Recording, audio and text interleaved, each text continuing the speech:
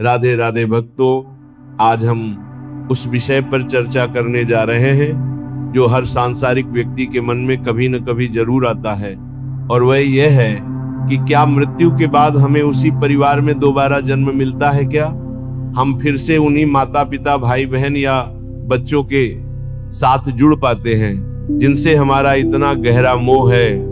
ये प्रश्न सुनने में तो बहुत साधारण लगता है, पर इसका उत्तर जानकर आपके पैरों तले जमीन खिसक जाएगी, क्योंकि शास्त्रों का सिद्धांत और कर्मों की गति इतनी सूक्ष्म है कि उसे समझ पाना हर किसी के बस की बात नहीं है। देखो लाला, ये जो तुम जिसे अपना परिवार कहते हो, जिसे मेरा घर, मेरा बेटा, मेरी पत्नी कहते हो, ये सब कर्मों का लेन देन है, जिसे क्षणानुबंध कहते हैं। ये एक ऐसा जाल है जिसमें जीव फंसा हुआ है और उसे लगता है कि यही सत्य है, पर सत्य तो कुछ और ही है। जब जीव शरीर छोड़ता है तो अपने साथ न धन ले जाता है, न मकान ले जाता है, और न ही परिवार को ले जाता है। वह ले जाता है तो सिर्फ अपने कर्म और अपनी वासनाएं। अब बात करते हैं कि क्या उसी घर में जन्म मिलता है? तो संतों की वाणी और गरुड़ पुराण जैसे शास्त्र कहते हैं कि यह संभव है, पर यह किसी वरदान की तरह नहीं बल्कि एक बंधन की तरह होता है। बहुत ध्यान से सुनना।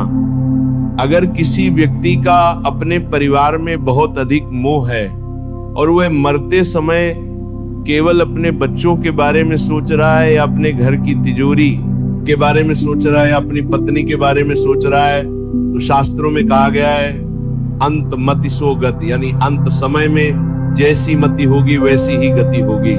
अगर मरते समय मन घर में अटका रह गया तो हो सकता है कि वह जीव उसी घर में दोबारा जन्म ले ले, लेकिन रुको, खुश मत होना, क्योंकि जरूरी नहीं कि वह जन्म इंसान के रूप में ही मिले।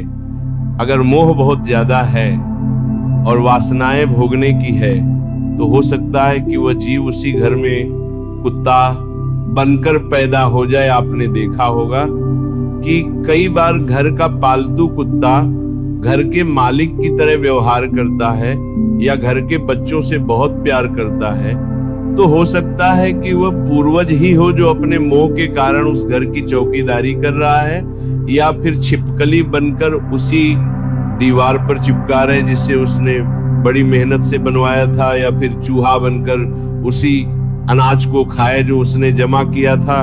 ये मोह की गति बहुत खतरनाक है लाला, इसे प्रेम मत समझो। ये बंधन है जो तुम्हें बार बार उसी कीचड़ में घसीट कर लाता है। दूसरी स्थिति यह होती है कि अगर किसी का किसी के साथ बहुत गहरा हिसाब किताब बाकी है, मान लो एक पिता ने अपने बेटे के लिए बहुत पाप किए, बहुत अन्याय से धन कमाया और बेटे को सुख दिया, तो वह पिता उस बेटे का क्षण ही हो गया। अब उस क्षण को चुकाने के लिए वह पिता उसी बेटे के घर में बेटा बनकर आ सकता है या पोता बनकर आ सकता है, और तब तक वहां रहेगा जब तक उसका हिसाब चुकता न हो जाए। आपने देखा होगा कि कई बार बच्चा पैदा होता है और बहुत बीमार रहता है, माता पिता का सारा धन उसकी बीमारी में लग जाता है और अंत में वो मर जाता है। ये क्या था? ये वही पुराना लेन देन था। वह जीव अपना कर्जा वसूलने आया था, और जैसे ही हिसाब पूरा हुआ वह चला गया, तो जिसे तुम अपना सगा संबंधी मानकर रो रहे हो, वह तो एक यात्री था जो अपनी वसूली करने आया था। इसलिए संतों ने कहा है कि ये संसार एक सराय है, यहाँ कोई किसी का नहीं है, सब अपने अपने कर्मों के भोग भोगने आए हैं। अगर तुम ये सोचते हो कि मैं मरकर फिर से अपनी पत्नी का पति बनूंगा या अपने बच्चों का पिता बनूंगा, तो ये तुम्हारी मूर्खता है, क्योंकि प्रकृति का नियम है परिवर्तन। हर जन्म में नए रिश्ते मिलते हैं, नए नाटक होते हैं, नई वेशभूषा मिलती है, आत्मा वही है पर पात्र बदल जाते हैं। जैसे एक अभिनेता नाटक में कभी राजा बनता है तो कभी भिखारी बनता है, वैसे ही तुम कभी किसी के बाप बनते हो तो कभी उसी के बेटे बन जाते हो। ये सब कर्मों का खेल है, और अगर तुम इसी चक्कर में पड़े रहे कि मुझे उसी घर में जाना है, तो तुम कभी भी इस जन्म मरण के चक्र से छूट नहीं पाओगे।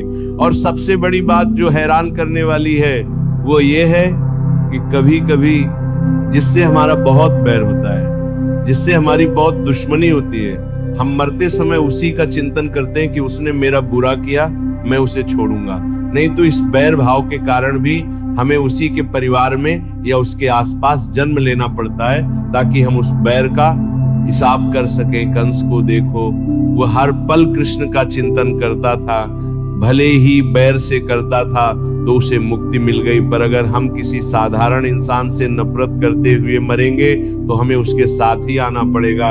अब सोचो, क्या तुम सच में उसी परिवार में आना चाहते हो जहां फिर से वही रोना धोना, वही बीमारियां, वही बुढ़ापा और वही मृत्यु होगी? बुद्धिमान व्यक्ति वह है जो ये सोचता है कि प्रभु मुझे किसी परिवार में नहीं आना, मुझे तो अब आपके धाम में आना है। मुझे इस 84 लाख योनियों के चक्कर से निकलना है। ये बार बार माँ के गर्भ में उल्टा लटकना, मूत्र और विष्ठा के बीच में रहना और फिर जन्म लेते ही रोना, इस दुख से मुझे बचना है। इसलिए लाला, ये प्रार्थना मत करो कि मुझे वही परिवार मिले, बल्कि ये प्रार्थना करो कि मुझे ऐसी गति मिले कि फिर किसी परिवार की जरूरत ही न पड़े। और ये तभी संभव है जब जीते जी इस मोह को त्याग दोगे, अपनी जिम्मेदारियां निभाओ, सेवा करो, सबका ध्यान रखो, पर मन में ये चिपकाव मत रखो कि ये मेरे हैं, ये मेरे नहीं हैं, ये सब ठाकुर जी के हैं और ठाकुर जी ने मुझे इनकी सेवा के लिए रखा है। जब ये भाव आ जाएगा तो मरते समय परिवार की याद नहीं आएगी, बल्कि मेरी किशोरी जी की, मेरे ठाकुर जी की याद आएगी। और जब उनकी याद आएगी तो फिर इस मृत्यु लोक में वापस नहीं आना पड़ेगा। फिर तो न इत्य विहार मिलेगा, दिव्य शरीर मिलेगा और उस आनंद की प्राप्ति होगी जिसका कोई अंत नहीं है। तो आज से ये गांठ बांध लो कि ये जो मैं और मेरा का खेल है ये बहुत खतरनाक है, ये तुम्हें नीचे ले जाएगा। अगर तुम चाहते हो कि तुम्हारी दुर्गति न हो तो नाम जप करो, राधा नाम का आश्रय लो, क्योंकि नाम ही वो अग्नि है जो तुम्हारे पुराने कर्मों के बीज को जलाकर राख कर देगी। और जब कर्म ही नहीं बचेंगे तो फिर जन्म किसका होगा? फिर तो जीव मुक्त हो जाएगा, आनंद में लीन हो जाएगा। इसलिए इस भ्रम में मत रहना कि मेरा परिवार मेरा साथ देगा, शमशान तक सब साथ देते हैं, उसके आगे की यात्रा तुम्हें अकेले ही करनी है, अपनी पोटली खुद ही ढोनी है। इसलिए अभी समय है, चेत जाओ, नाम जपो और इस मोह की रस्सियों को काट डालो, ताकि जब आंख बंद हो तो सामने यमदूत नहीं बल्कि मेरे प्रियतम खड़े हो और वे तुम्हें अपनी बाहों में भर ले और कहे कि आजा लाला, बहुत भटक लिया, अब अपने असली घर चल। यही जीवन का लक्ष्य होना चाहिए, न कि उसी कीचड़ में दोबारा लौटना। राधे राधे।